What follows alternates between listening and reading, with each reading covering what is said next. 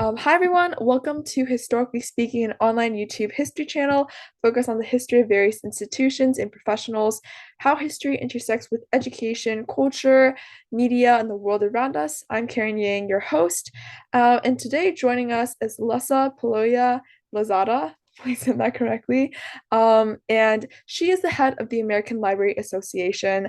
Lessa is the youngest person ever to be elected ALA president and the first with a Hawaiian background, and we're super excited to have her with us today. The American Library Association is the oldest and largest library association in the world.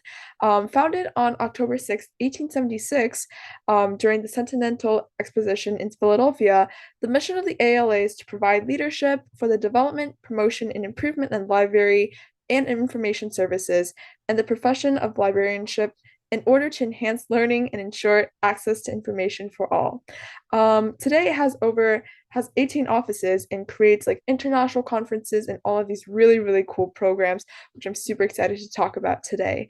Lessa, thank you so much for being with us today. Is there anything else you'd like to add to your bio or to the bio of the ALA? Thank you so much, Karen. I'm so happy to be here.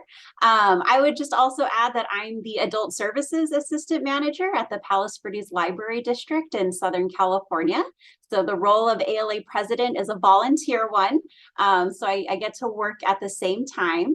And the history of ALA, I would add also that, we are the oldest and largest library association in the world, founded in 1876. Like you said, our 150th anniversary is coming up. And I think Yeah. it's really important. Yeah, we're super excited. I think it's important to know all the ways that we've changed over the Mhm. last 150 years. Mhm. There was one point in our history as an association where we didn't allow people of color, to be members. There was another point at which conferences were for white people only. And then, Black people had to come in through a different entrance. And what we really turned a corner, I think, around social justice issues, around civil rights, when we decided that state library associations, who are our chapters, that didn't allow people of color to be members, were not allowed to be members of ALA. And so Mhm. we really also have a really strong history of, being social justice advocates and Mhm. being at the front lines, of making Mhm. sure that we really do provide access to information for everyone, regardless of Mhm. who you are or where you come from. Wow, I think that's such an interesting concept or like a concept that I never really thought about of using these organizations as like a way to really like create tangible or like really push that kind of change because I think especially for the ALA, which like when we think of like organization that might be pushing out change, we might be thinking something like signing policy or advocating for something, but this is also like a really important and often underlooked way of also providing change and creating systemic change as well. Yeah, for sure. So I think you did a really interesting or like really great segue into our first question. So what's your history slash experience with the ALA and how have you kind of seen the ALA change and basically your experience with it, I guess? Yeah, so I joined in 2007 when I started library school. I went to library school at UCLA. And went straight through, finished my undergrad. And in the beginning, I was just a member because I thought that I should be, not necessarily because I thought that I would become active in it. I just wanted to show my financial support, and kind of my moral support, for the association of my profession. But when I was in library school, I was invited to join also the Asian Pacific American Librarians Association. Mm-hmm. And so that's, since I am mixed race, part Native Hawaiian, as you referenced earlier. And Mm-hmm. so there is where I really got kind of a taste for committee work and Mm-hmm. seeing where I could make a difference in the profession as a whole, and then in turn Mm-hmm. could make a difference in our communities. And so it's through that organization, APALA for short, that I started to become much more active within ALA. Mm-hmm. In 2011, Apollo selected me to be their ALA emerging leader. So I got to go through a 6-month process with a cohort of, I believe, about 100 folks who were also, newer professionals, but really Mm-hmm. interested in making a difference in the profession on this national level. And so we Mm-hmm. learned the ins and outs of ALA. We also did some really great networking. I still work Mm-hmm. closely with a lot of the folks that were in my cohort there. And that was kind of my real first foray into seeing what the opportunities were. And also seeing that there were not that many Native Hawaiians or Asian Pacific Islanders within the organization. And so Mm-hmm. I really made it my goal to figure out how I could get us into these spaces, because librarianship is a very white profession. It is Mm-hmm. 80% white and female. Mm-hmm. And so making sure that we could see ourselves represented became really important to me. So Mm-hmm. at that point, after I finished becoming an emerging leader, I also asked to join the Committee on Diversity, where I Mm-hmm. served for about 4 years. I became an ALA counselor, which is like our policy making body. I call it kind of Ooh. like our Congress. Oh, It's a wow. 180 member body. So I was elected to that as a member at large, so got to represent, varied interests of our members, and just kind of started trying out different things. Mm-hmm. My work on the Committee on Diversity and my continued work within Apala, because at this time concurrently I was taking on more and more leadership roles Mm-hmm. within Apala as well, eventually becoming their president, their first Native Hawaiian president as well, in Mm-hmm. 2016, and then afterward their executive director. So I was on kind of these parallel tracks. And so becoming president, I think that the real kind of turn for me was I was elected to the ALA executive board in Mm-hmm. 2017. I started my term in 2018, where I started taking a really hard look at the organization.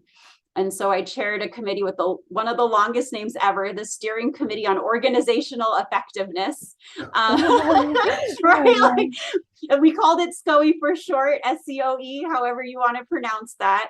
But it was looking at the ways that we could really engage our members, and the Mm-hmm. ways that we could, channel new folks to come and join us, Mm-hmm. and the ways that the association was structured, and determining if, a structure that much of it, which was established almost 150 years ago, is that Mm-hmm. still serving us today? And Mm-hmm. what does that look like?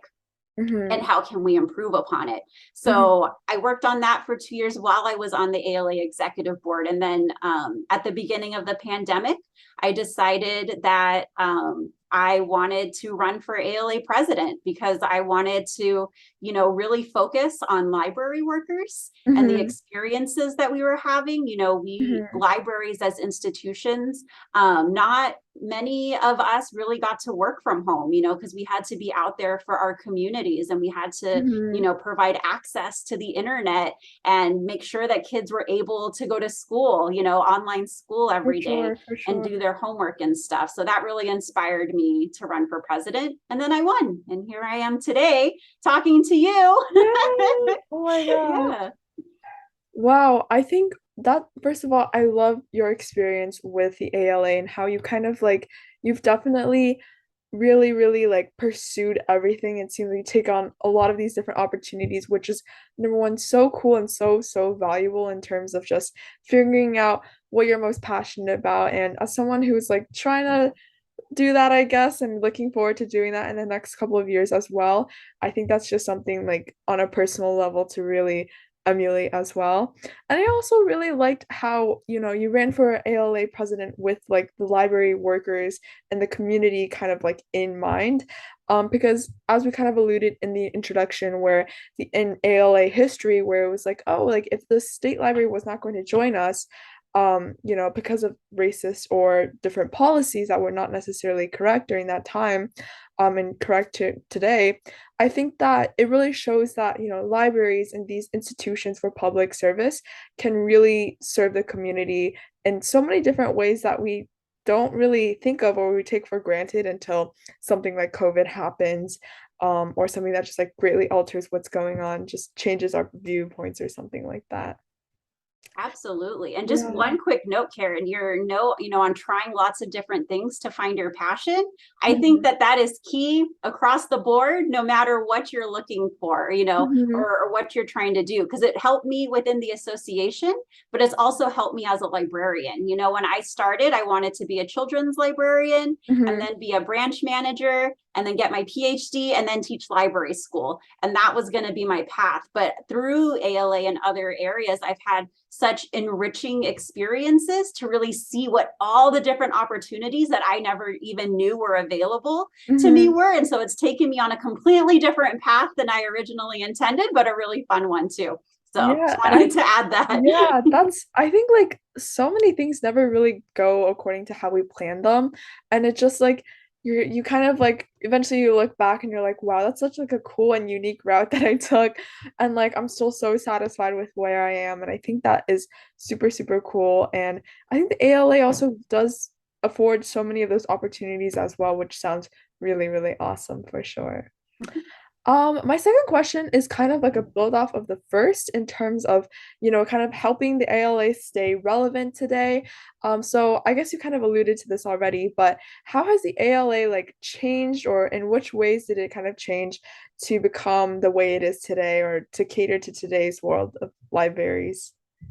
Yeah, so I think that one of the main things which we talked about a little bit already, is really our focus and our goal towards full inclusion and what Hmm. that looks like and being able to serve everyone. And Hmm. one of the key tenets of that for us is also our commitment, I said our commitment to social justice and social responsibility, Hmm. but also our commitment to intellectual freedom, Hmm. right? That's something that, we've always been full on, all in on intellectual freedom and the freedom to read and the right to read for every single person. And Hmm. especially, in the climate that we're living in today, where book challenges are at an all-time high since our Office of Intellectual Freedom started tracking them, I think that reaffirming our commitments and Hmm. seeing how our values change and grow and get Hmm. added to is a really important way for us to stay relevant, but also for Hmm. us to be able to reflect our community. Hmm. Um, One of the things that we did just a couple of years ago was add the core value of sustainability also. And so, not just environmental sustainability, but kind of the three prongs of sustainability that allow us, to be socially minded, to be economically, sound, and to have a really strong environment to be able to support us. And so by Hmm. continually assessing and moving ourselves forward, we add values, we condense values, and we see what does and doesn't work for us anymore. But we always come back to, I think, our kind of cores are, equity, diversity, and inclusion, Hmm. intellectual freedom, and one, it just, it whatever I was going to say, it just escaped my head. No But worries. absolutely access to information as well. Mhm.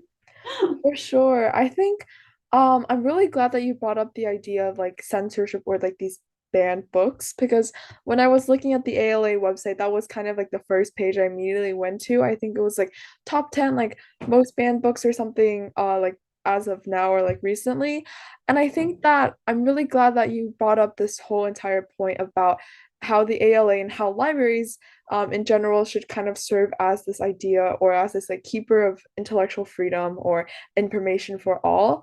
And I think that with the ALA's kind of like different offices and of course this whole entire sustainability initiative, I think it's definitely taken on a much more like contemporary route, and it's also taken on many of the issues that we as a society are also turning and looking towards, which I think is super, super important.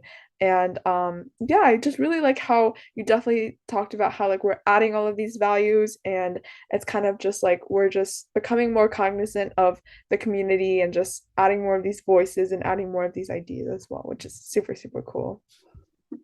Yeah. Um, this question is a bit more broad, I guess, but I wanted to know, as someone who's like pretty much grown up in a library, and last year I was actually an intern at the Library of Congress, which was a really, really great experience as Nice. well. Very cool. Yeah, it really just also reaffirmed like a lot of the values that I feel like the ALA also shares, in terms of like promoting like equal access to books and promoting different voices within these books as well. But why do you think libraries and particularly the ALA is so particularly important and impactful and relevant in today's kind of society and climate? Yeah, so I mean, libraries are essential to every community, right? We're one of the last free community spaces.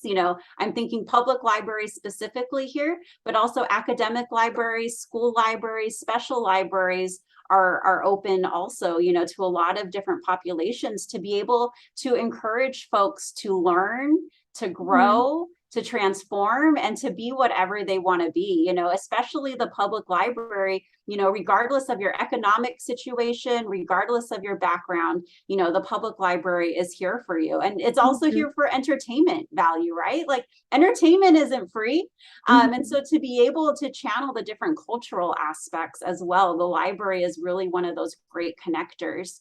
And it's a great connector for community building. That's, I think, been one of the biggest changes since kind of the beginning of libraries, from being storehouses for Mhm. books to being community spaces, right? Where you Mhm. can have, facilitated conversations with people, meet people who you never would be able to meet in any other Mhm. way, and to get Mhm. to know them a little bit better. So that Mhm. community building part of libraries, I think, is really important. And that's also Mhm. reflected within ALA, to create Mhm. this community of Mhm. library lovers and of library workers, because ALA is not just for, librarians and library workers. It's for folks Mhm. who love libraries as well. Mhm. And so I think that that's really important for us to all kind of, stand up for one of the tenets of what democracy looks like, and to be able Mhm. to share those values with others. I think that Mhm. that ability to come together is one of the most important things for us. And I'm glad that libraries are able to help to facilitate that. For sure. I loved how you mentioned how the library is also kind of like a community space. It seems to be kind of like an idea of like, hey, if you're just into books, regardless of, your socioeconomic background or any other factors, you can have the space to enjoy books and also enjoy other people's company and of course also entertainment. I know like my local public library, we always host different events and provide like an opportunity for people to watch movies even like it's kind of like a really cool community center that has really flourished and I think serves so many different people of so many different backgrounds, which is something I really really enjoy, and I think the ALA definitely does a really great job of doing that as well. Yeah. My next question, I myself, when I was kind of getting into the research about the ALA, I was a bit confused about like what the ALA kind of looks like because, it's kind of not nationally like a national kind of idea. So I was wondering, do you guys have like a physical office or like what does the ALA structure look like, I guess? Yeah, so that's a really good question. And it's kind of complicated. So our headquarters is in Chicago, Illinois. We do have an official ALA office. It's off of Michigan Avenue. It's a very beautiful space. We moved in 1 month before the pandemic hit, so not that many people have seen it in person yet, because all Mm-hmm. of our staff still work from home. But we have about 250 staff who are spread out over a number of states. We Ooh, also have wow. an office in Washington, D.C., our public Mm-hmm. policy and advocacy office. And so they do all of our legislative work. So they're talking to senators and Congress people to get libraries included in bills and policies, to get infrastructure funding for new buildings. Our staff there also work really hard, on the technology side to make sure that libraries and people have access to broadband no matter where they are, Mm-hmm. and the technology required to be able to function in today's society. We Mm-hmm. also have an office in Philadelphia, and we have one in Connecticut, for our different divisions and our different Mm-hmm. printers and such. But Mm-hmm. our staff primarily live in the broader Chicago area. We do have folks, spread out a little bit, but they're really there to support our 50,000 members. And so Wow. yeah, exactly. So it's a Oh lot of my people to gosh. keep track of, which is why it's kind of all, it may feel like it's all over the place. And you're like, what am I looking at? What am I doing? Because in addition to that, we also have 7 divisions. So we have divisions that are focused on specific library types. So, Mhm. like public library, Mhm. academic library, school library. We have United for Libraries, which is for library trustees, people who are Mhm. friends of the library, our library lovers, general public. We have a division based just on reference and user services. And we have our Association of Library Services for Children, who give out, you may be familiar with the Newbery and Caldecott Awards. Oh yeah. Oh my Yeah, that's gosh. the division that puts those out, through member leadership and guidance, and then our Young Adult Library Services Association. So we have those, and then we have over 20 roundtables for kind of much more niche special interests, like Mhm. international relations, our Rainbow Roundtable dedicated to LGBTQ library workers as well as services. We Mhm. also have a gaming roundtable and a comics Whoa. roundtable. Yeah, like you want it, we've got it probably, and you're able to join it. So it's a pretty complex organization, but also our members are spread out all over the United States, but also all over the world because we do have international members as well. Wow, that's so cool. I feel like the idea of like the American Library Association is definitely like the idea of being really spread out. And I think when you just mentioned how you were like, oh, like we have if you think of anything, we probably have it. That really reminds me of a lot of the clubs we have at school. It's kind of like you're interested in, say, history, maybe you're like, oh, maybe we have something like that, or gaming, we have something like that. I think that's super, super cool. And definitely also kind of brings the ALA to like kind of centered around what we care about in today's society and then not so serious aspects as well. So that's super interesting. Um, my final question is around kind of like the Gen Z, around like teenagers like my age. How might we get engaged with the ALA or get involved or support it, I guess? Yeah, we need you all. Let me tell you. I mean, like I said, anyone can become a member, but also anyone can support ALA, whether or not you're a member. And so, one of I think the easiest ways to do that right now, and I really admire, I think, our new generation of folks like you, because you all are really community minded and Hmm. like activist minded and standing up Hmm. for what you believe in and knowing that you have a voice. And so Hmm. helping ALA and using your voice is really important, especially when we're looking at things like book banning and book challenges. Hmm. If you know that those things are happening in your communities and in your schools, it's Hmm. really important for the libraries, the board of trustees, your legislators to be able to hear the importance of those materials to you. Hmm. And so one of the ways that we support folks who want to use their voices is our Unite Against Book Bans campaign. And so Hmm. it's uniteagainstbookbans.org. There we have templates, we have talking points, we have social media graphics, we have ideas, for folks to be able to get out there and say, we love books, we want books of all types for everyone, and we're not going to stand for folks who want to take them out of our collections and out of our hands. We can decide for ourselves what we want to read and what we want to be exposed to. So I think that's the number one way. I also encourage anyone who's interested to go to library school. Think about librarianship as, a future career. It's not just Hmm. for old ladies with buns and cardigans, although I am wearing a bun right now. My cardigan is on my lap and I wear glasses.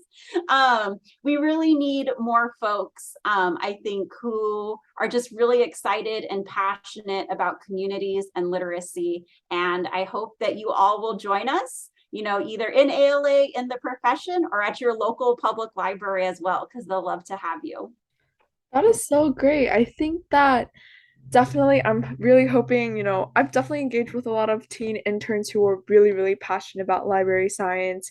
And I think definitely like we don't necessarily think of like super huge organizations as being like as like something that we like as a generation can really engage with. But I think the ALA does a really great job. Again, as you mentioned, you can really just engage with your local library and also just let your legislators and your teachers and those like principals, I guess, know about what you're engaging with in terms of reading and material and what you want to engage with. So I think it's really obvious that we can also engage with the ALA and the ALA's like core mission and values just kind of on a daily basis. And I think that's super cool as well. Yeah. Is there anything else you'd like to add? Any like website plugs, social media plugs, or something else like that, before we wrap up? I just want to emphasize uniteagainstbookbans.org. I'm also on Instagram and Twitter and Facebook at Lessa for Libraries if folks want to follow me. I'm always happy to answer questions about libraries from anyone and everyone. And if folks ever want to use me as a resource, I am here, and so is the association. And thank you so much for inviting me to this, Karen. This has been fantastic. Yeah, of course. I'll put everything into the description box of this video as well, so totally accessible. But it was such a great pleasure to have this conversation with you. And to everyone watching at home, thank you so much, and I'll see you in the next interview.